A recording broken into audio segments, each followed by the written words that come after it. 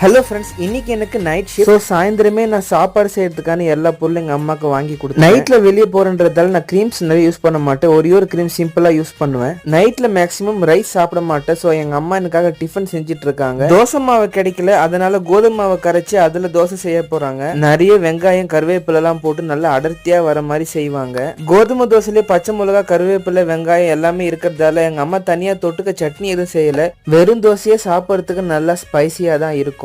தோசை கிழியாம வரதுக்கு கூட கொஞ்சம் ரவை ஆட் பண்ணிக்கிறது பெட்டர். ஆயில் கொஞ்சம் ஆட் பண்ணி கொஞ்சம் நல்லாவே ரோஸ்ட் பண்ணணும். கோதுமை தோசை இன்னுமே ஸ்பெஷலா ஆகிறதுக்கு கூட 2 முட்டை ஆட் பண்ணிக்கலாம். நம்மளுக்கு எத்தனை வேணுமோ அத்தனை ஆட் பண்ணிக்கலாம். இப்போ தோசை நல்லாவே வந்திருக்கு, நல்லா ரோஸ்ட் ஆயிருக்கு. இந்த ஒரு தோசை போதும், காலைல வரைக்கும் தாங்கும். சாப்பிட்றதுக்கு முன்னாடி தண்ணி காலி ஆயிடுச்சு. ஸோ நான் போய் தண்ணி கேனை எடுத்துட்டு வந்துட்டேன். நீங்களும் கண்டிப்பா இதை செஞ்சு பாருங்க, சூப்பரா இருக்கும். நைட்ல வேலைக்கு போறவங்க இல்ல காலைல சீக்கிரம் போறவங்களுக்கு இந்த டிஷ் ரொம்பவே ஹெல்ப்ஃபுல்லா இருக்கும். இந்த வீடியோ உங்களுக்கு பிடிச்சிருந்தா லைக் பண்ணுங்க, ஷேர்